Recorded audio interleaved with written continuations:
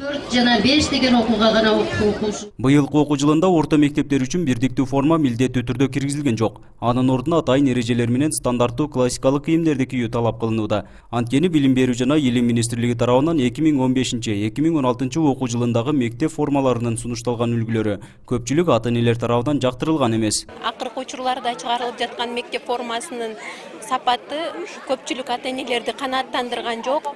Ошондуктан анын үстүнө баасы дагы бир аз кымбат болгондуктан бир үй бүлөсүндө 4-5 баласы бар ата-энелер ал сумманы көтөргөн жок да. Ошон үчүн бизде адаттагыдай эле ак жана кара түстөгү кийимдерди кийип жатышат. Мындай баягы жаңы кабыл алынган формага толугу менен өтүү деген команда болду элек. Себеби буга биринчиден ата-энелердин дагы даярдыгы жок, экинчиден бизде баягы мындай масштабный пошив жок окуучулар үчүн. Кээ бир заказчик алгандар мындай же алданып калып, же мындай сапатсыз формалар тигип келип ушундай окуялар болуп атат. Былтыркы окуу жылында мектептер бирдиктүү формага өтүү боюнча жеке ишкерлер менен келишим түзүшкөн. Баткен шаарындагы Кызыл Жол орто мектеби да мектеп кийимин тигүүчү ишкана менен келишим түзүп, формадан да акчадан да куржалак калышкан. Анын айынан акчасын ала албаган ата-энелер мектеп директоруна нараазычылык билдиришип, жыйналган акча каражатын өндүрүп берүү талабын коюшкан. Бул боюнча Кызыл Жол орто мектебинин директору Махабат Алимова бакытка карай кийим тигүү цехин сотко берип, бирок эч кандай жыйынтык болбой жатканын билдирди. Аталган ишкана менен келишим түзүү учурунда ата-энелер комитетинин төрагасы жок болуп калгандыктан өзүм кол коюуга аргасыз болдум дейт мектеп жетекчиси. Келишимди өзү негизи ата-энелер комитети түзсө жакшы болот эле.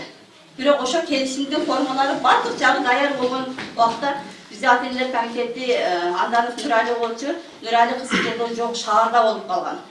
Ошондуктан бул келишимге сөзсүз печат коюлуш керек болгон үчүн мен түзгөнмүн.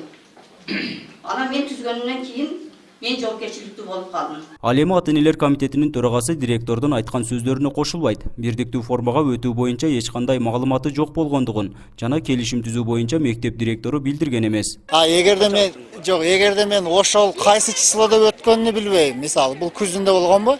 Күзүндө мен кайсы числодо именно өткөн? Ошо числону мен билбейм. Азыр айта албайм да, ошо число күнү мен кайерде экенимди билбейм. Эси даже ошо число мен Баткенде жок болсом, мага чалса болмок да.